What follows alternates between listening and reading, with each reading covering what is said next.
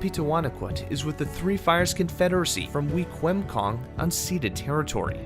He is also very fluent in all dialects, which may also include Chippewa and Algonquin.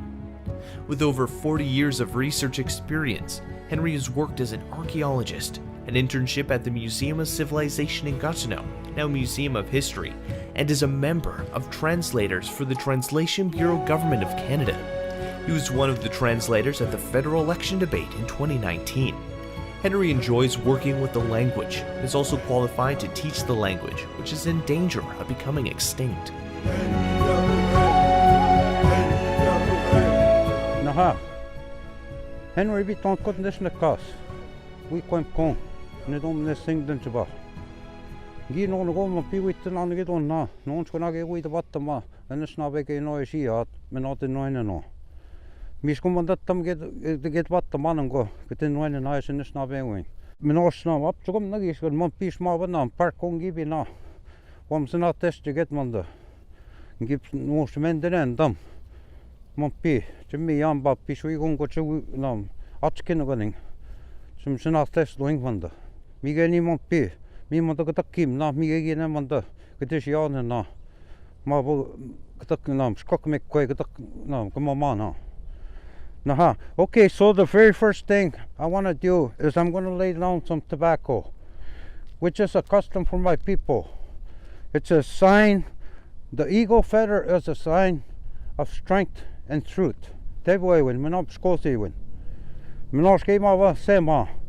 This tobacco, it's similar to somebody going to court and placing their hand on the Bible and swearing they're going to tell the truth.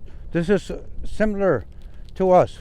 With respect to Mother Earth, I'm going to say thank you to Mother Earth with this tobacco and offer this tobacco in thanks. And ask for some guidance that I may only speak the truth here of what I have observed and what I have seen, to talk about everything in our language. Okay, I just lay a handful on my hand, eh? Don't need very much. Okay, so I'm going to lay this tobacco down. Usually we hold it in the palm of our hands while we give thanks to Mother Earth. And also we hold it in our left hand because it's closest to our heart, in genuine and asking for guidance from Mother Earth and the Creator, that we may only speak the truth here. So as I lay this tobacco down, I say chimigoch kinagego, shemnedo, kinagego gami shangopi. Voksen menige kinagego nom pitrim no de etoko deboy window the bottom mamon pinago manda. Chimigoch, migoch. Okay, now that I'm going to explain. My name is Henry Pitawanakwat. I come from Wiikwemkoong, Manitoba Island. It's an unceded reserve that is the only community that's left unsurrendered in Ontario. It's an unceded reserve. The language is still very much alive, even though it's rapidly going extinct. And it's very, very scary because a lot of the stuff that I will explain here has to do with the language.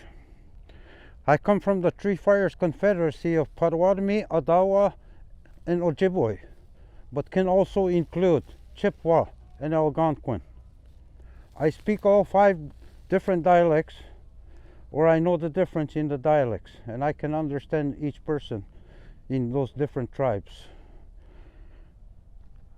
The reason the language is very important is because the language has a totally different concept and a totally different perspective in life. Everything is different. The way we look at stuff. It all stems from respect. Respect for human life, respect for plant life, respect for everything that's life. Water, fire, everything. Everything in the universe that the Creator had given us to use for survival, including our language. It's so sad to say that our language is almost extinct. It was due to forced assimilation on my people. We were punished for speaking our language.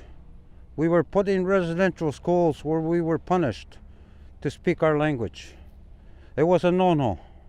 Our custom and our culture was in the Indian Act. It was forbidden. We couldn't practice our ways. So much has been lost.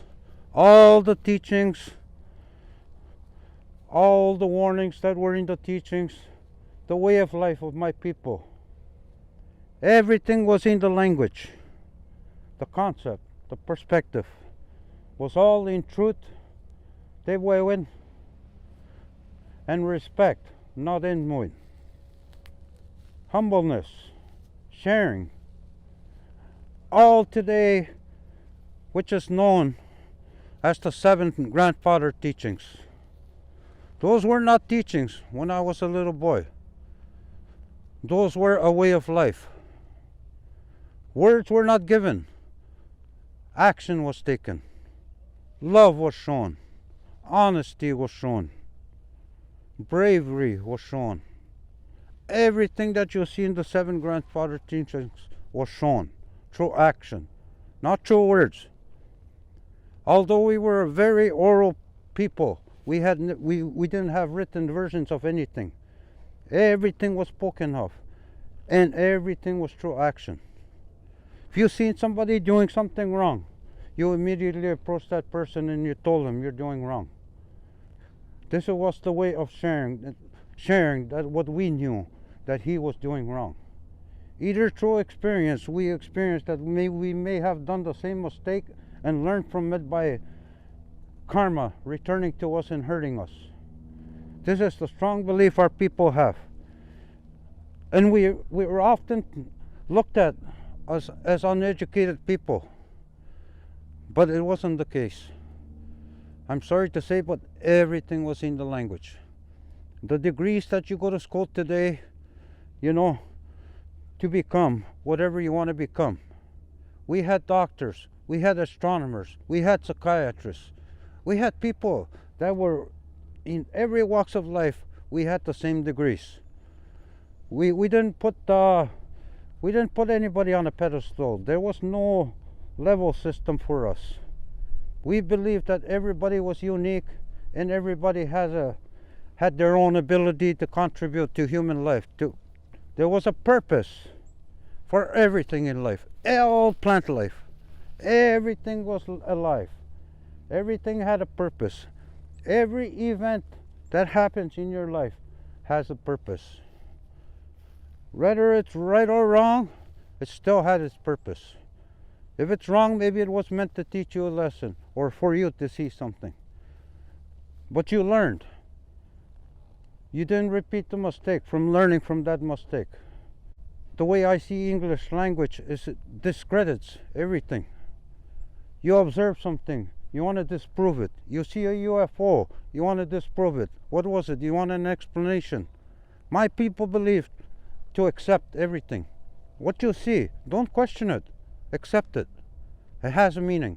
There was a purpose why you seen that. This was our belief. We didn't try and discredit anything. Today you have lawyers that manipulate the language and call you a liar, or you'll be punished for something you didn't do, all because you can manipulate the language. That was not right for our people. That was never done. We brought in people that knew, that had experience, and can see from the other side. We took the person and we respected the person even though they done wrong. We went to the root of the problem. We didn't assume, we didn't look at any other things, we found the root of the problem. So often a person is judged by viewing what's happening and you're not seeing the root of the problem. This is all in our language. All these perspectives, the concept you go, is all in the language. There was no such thing as arrogance. Arrogance. If somebody displayed arrogance in my community, he became an outcast. People would say, oh my God, you see the way that person behaved. They would shake their head. It was in shame. Our elders didn't like it. You don't treat, that was the #1 teaching in our language. Nadedum, Ojibwe modest. Respect your fellow.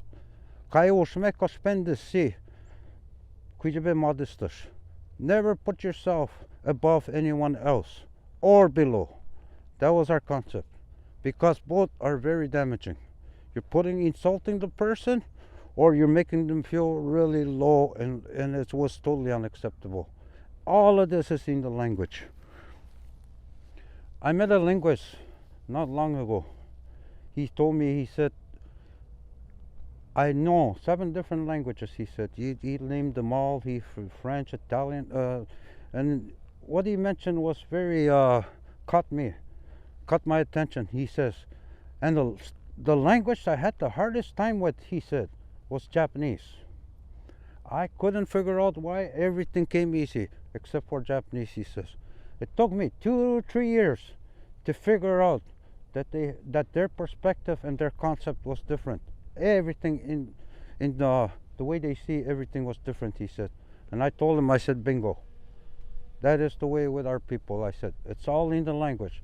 So he asked me, he says, how can I learn? What is the best way for me to learn your language? And I said, immerse yourself. Go to my community. I'll make arrangements for you to meet some of my people. Because he was very serious, I wanted to help him, and I wanted to see. For me, what I was gaining is I was hoping somebody can finally see what I've seen all my life and speak up, even though he wasn't my people, to speak up for my people. So he did. He made arrangements. He went and spent 2 weeks in my community. When he came back, he said to me, Henry, he said, when I drove out of your community, my perspective and my view of the whole world changed, he says. He said it was a very amazing experience, he says. Because the language is a feeling language. We talk about the language comes from many different sources, mostly through observation, what we see, what we feel. All the five senses can be found in the language. The taste, the sound, the feelings, everything. All the 5 senses are used. But there's also extra. Because we were born with these gifts, we have that feeling, maybe it's called instinct, where mothers will generally have it when their daughter is experiencing a hard time in another city or another country, and that's their daughter. They feel it. They say there's something wrong, and I don't know what it is. I'm feeling down. This is the feeling they caught, was their daughter was having a hardship down in that country. These are the things that our people believed in, and we still carry those. Every individual has carried those gifts inside us. It's a very strong teaching, and we have to learn this. We were clouded in our minds through teachings, through education, through teaching us and straying us way aside from what humanity is supposed to be. We have turned to greed. We have turned to money, which is worthless, to survive. Disrespect. The first thing I thought of when I seen these bird feeders here, oh my God, at least they're feeding the birds. We owe them a lot more. We have destroyed their total habitat, the natural foods that they eat. That's a very small compensation we're giving to these birds. That is the responsibility. That's all in our language among our people. We don't destroy. We have respect for animals. And we often see, we study the behavior of animals. It's just a natural way because we have to coexist with these animals. I love going back home, and I do hunt too. But I do hunt, it is for sustenance. Because plus, I was raised in a traditional setting where it was a must to survive. And I still carry that in my blood. I love being out there with nature, with the animals, watching them. Those animals pick up that what we humans lost.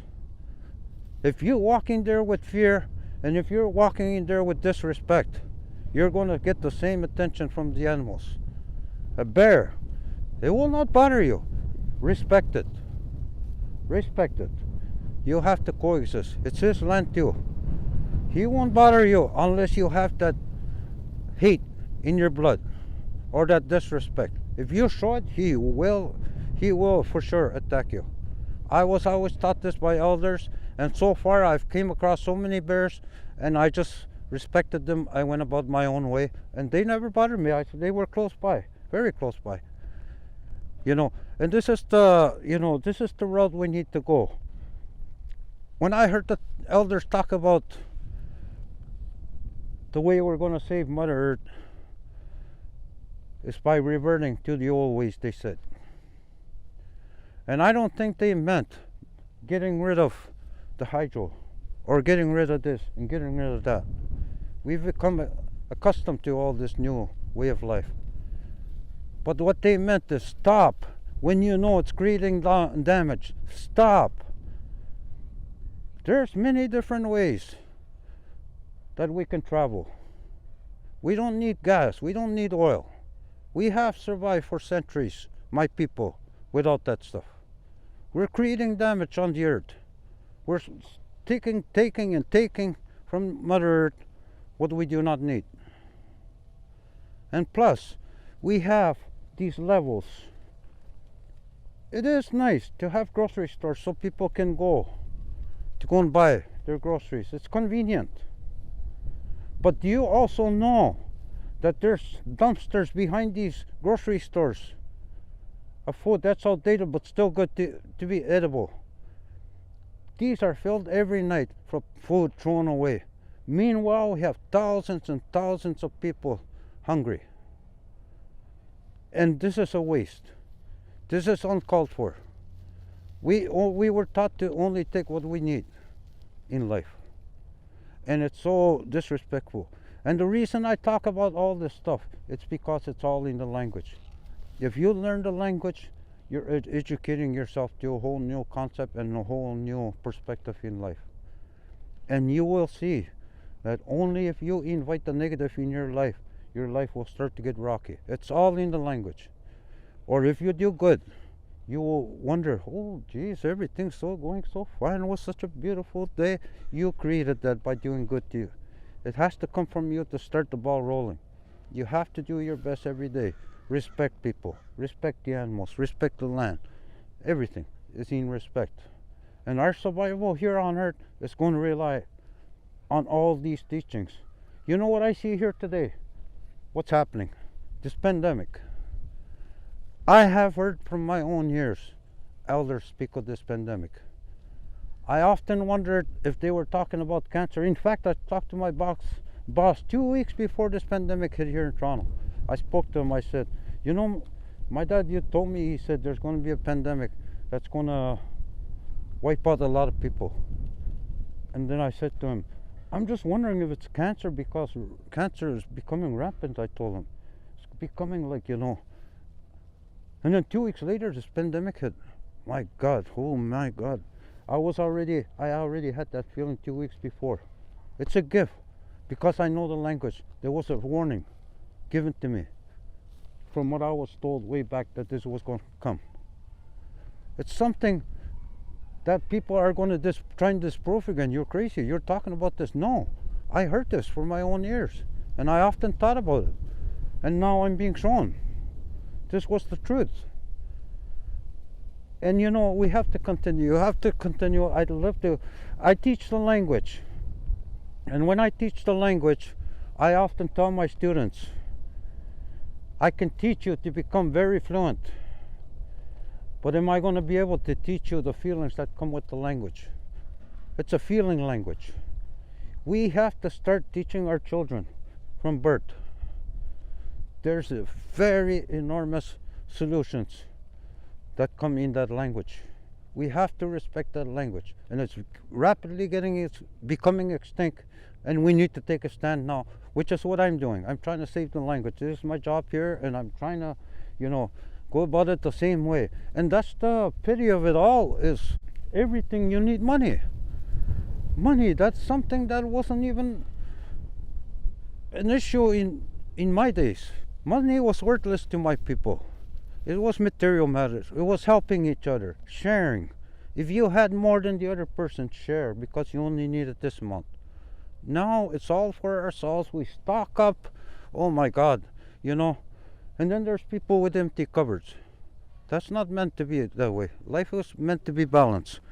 Our people understood the balance. Not ended. Kinagego was always spoken. Skena was another word for overreaction. We would often overreact to a situation and somebody would correct us and tell it, Skena, mena.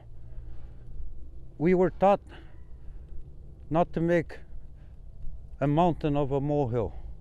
We were taught to accept what had happened and look at it, find a solution for it rather than assuming and creating and creating and creating.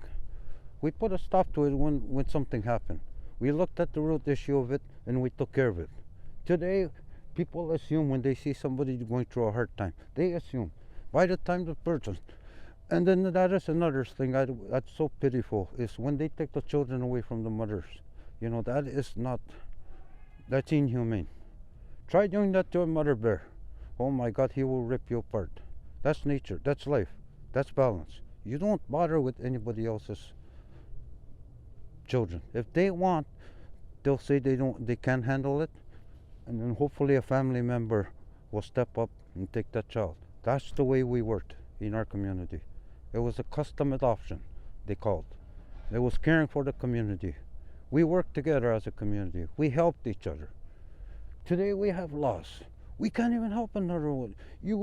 Oh my goodness, the stuff they accuse you of by trying to help somebody. Everything is unbalanced. We need to get back to the language. Language has the solutions. Jimmy, what's one the Gobson doing no commander? Hopchugun even a go up and need a button. At the Nanagomanda Bungi Shas and the Ketabatan with the Nwine and Hopchugo. Up the Chippy 10 Mondagat and Nwine. Me set them walk even a go. Nongon even go mark. I'll geek and not get all up, chinging knowledge keepers can go to watch when the geek can see not the Nwine. Kai said, me set them walk can Kai said, Shaganashim went to Kavades. No, Conjugation meme. I often transcribe. I do a lot of transcribing. I also belong with the Translation Bureau with the government in Ottawa, and I often do translations. And that is the number one thing I always tell them, is I cannot go word for word with your English language. Otherwise it won't make sense in my language. It won't make sense if you transcribe, because it doesn't, we have a different concept. I have to manipulate what they say and put it into proper context in my language. It's the same thing with a blueprint. A blueprint, I could look at a blueprint and find it very complicated through the educational system of the English language. I look at it, but if I change my concept and look at it in the native perspective, everything becomes very simple. Oh, make sure with the woman the walk, she can I talk to myself, oh, this is not hard. Oh, this is very simple. I break it down. But, it's so, it's such a shame sometimes. It's a bonus for me when I have this language, because it helps me in difficult situations to calm down, not to escalate the situation, to look at it in a proper perspective. And with that comes solutions.